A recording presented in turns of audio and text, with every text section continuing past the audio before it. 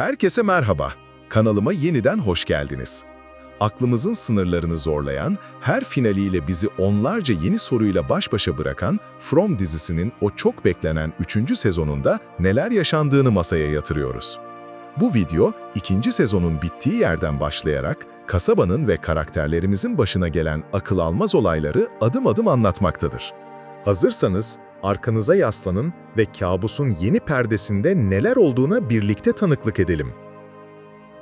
Sezonumuz tam olarak 2. sezonun bittiği o şok edici anda başlıyor. Tabitha bir hastane odasının steril beyazlığı içinde gözlerini açıyor. Her şeyin bir rüya olduğuna inanmak istese de damarlarındaki serumun soğukluğu, hemşirenin sakin sesi ve dışarıdaki dünyanın normal akışı onun o korkunç çürümeye yüz tutmuş kasabadan gerçekten de kurtulduğunu kanıtlar gibiydi. Ancak bu kurtuluş hissi yerini saniyeler içinde ezici bir paniğe bıraktı. Aklı ve kalbi geride bıraktığı ailesindeydi. Tam o sırada hemşirenin polisin ifade almak için geldiğini söylemesiyle Tabitha'nın içindeki tüm güven duygusu tuzla buz oldu. Kimsenin ona inanmayacağını, onu bir deli olarak göreceklerini biliyordu. Hızla hareket ederek bulduğu bir kıyafetle kılık değiştirdi ve kimseye görünmeden hastaneden kaçmayı başardı. Dışarıdaki dünyanın normal insanları ve sesleri arasında umutsuzca yürürken, yolun karşısında gördüğü silüetle adeta dona kaldı. Beyazlı çocuk, o tanıdık hüzünlü gözlerle ona bakıyordu. Peşinden koştu, kalabalığa karıştı ama bir ara sokakta onu gözden kaybetti.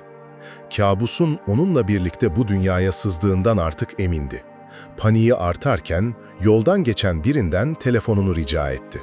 Annesini arayıp titreyen bir sesle, "Sadece ben iyiyim, hepiniz iyi misiniz bilmiyorum ama ben iyiyim," diyebildi ve annesinin yalvarışlarına aldırmadan telefonu kapattı.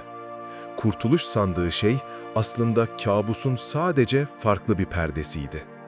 Aynı anlarda kasabada ise gecenin dehşeti yerini gündüzün ağır çaresizliğine bırakmıştı. Boyd, parçaladığı müzik kutusunun ardından kasaba halkının rüya kabusundan uyanmasını sağlamıştı. Ama bu zaferin bedeli ağır olmuştu.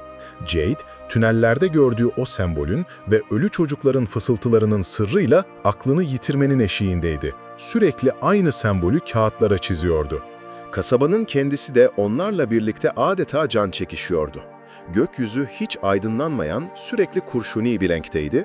Topraktan bereket yerine çürük kokusu yükseliyor, ekinler yeşermeden sararıyor ve hayvanlar açıklanamayan hastalıklarla birer birer ölüyordu.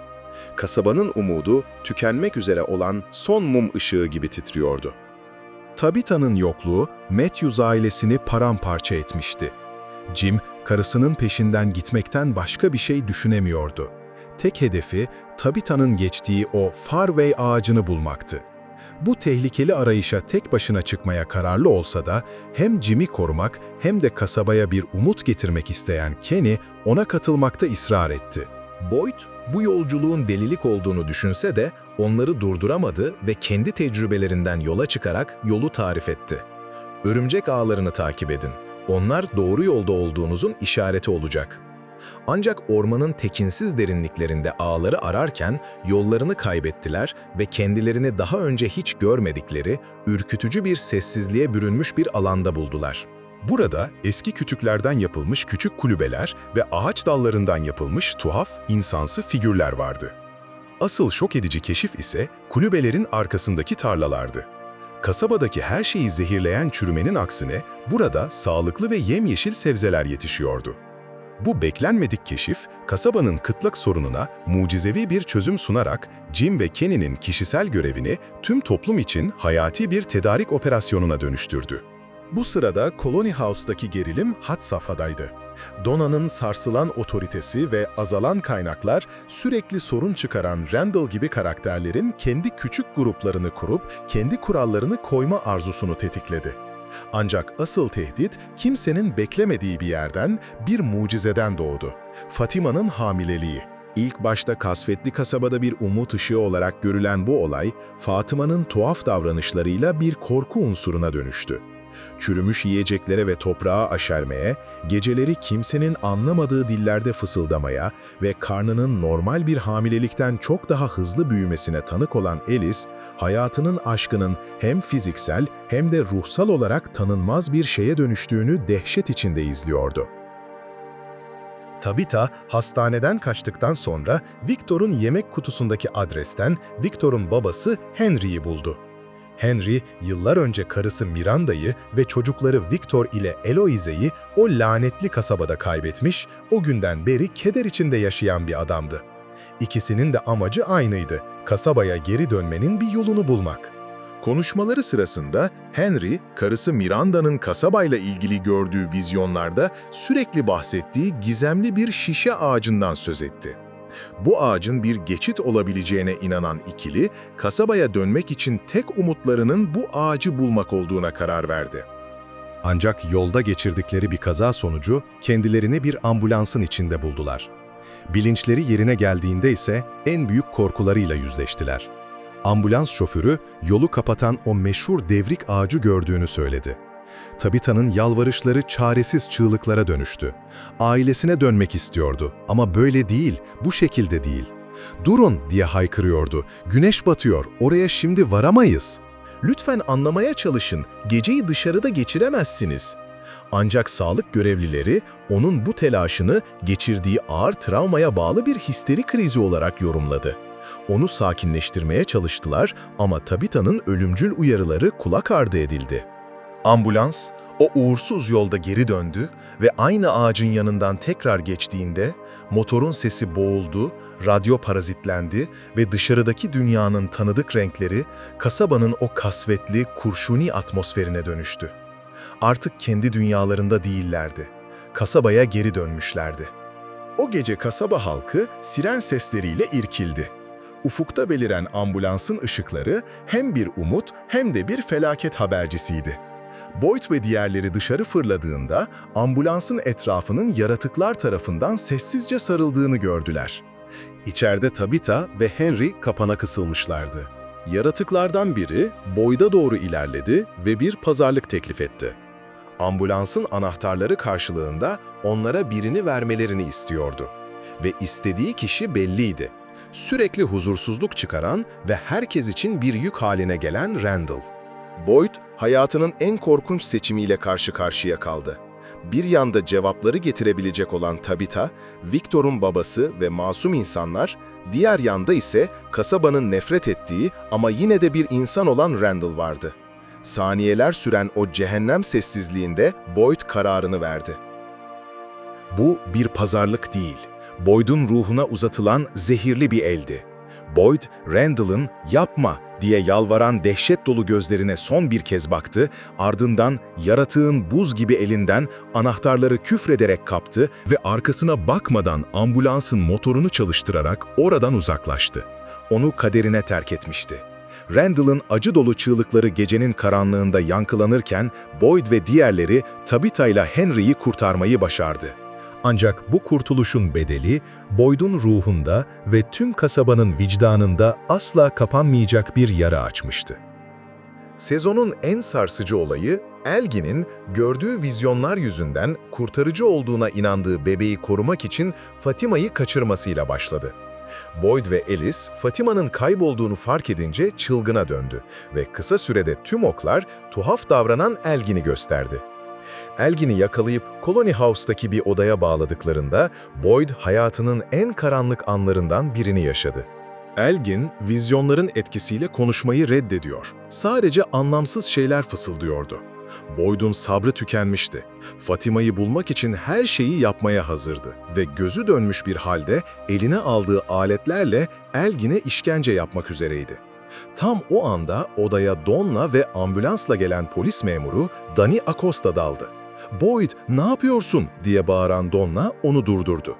Üçü arasında aşağı katta şiddetli bir tartışma başladı. Donna ve Danny, Boyd'un aklını kaçırdığını ve bu şekilde bir yere varamayacaklarını söylerken, yukarıdaki arbededen faydalanan bir gölge sessizce Elgin'in odasına süzüldü. Bu saraydı. Birkaç saniye sonra yukarıdan gelen, insanın kanını donduran bir çığlık aşağıdaki tartışmayı bıçak gibi kesti. Boyd, Dana ve Dani yukarı koştuklarında korkunç manzarayla karşılaştılar.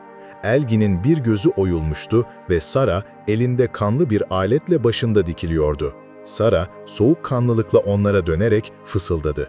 Yeraltı sığınağındaymış. Boyd ve Ellis, tarif edilen yeraltı sığınağını bulduklarında ise korkunç bir manzarayla karşılaştılar.